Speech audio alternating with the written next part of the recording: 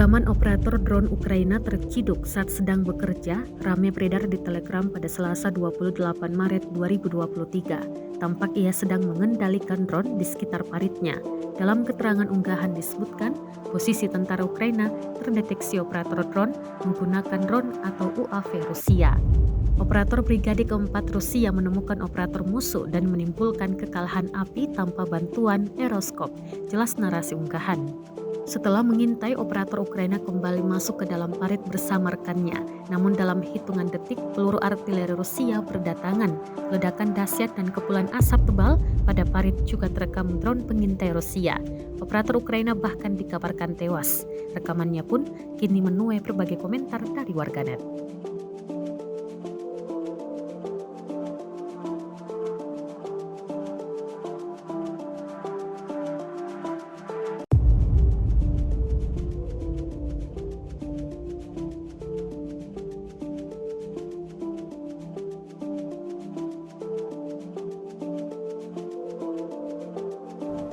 Rusia melaporkan 404 pesawat Ukraina dan 226 helikopter, sebanyak 3.612 UAV, serta 414 sistem rudal anti pesawat dieliminir sejak awal operasi khusus.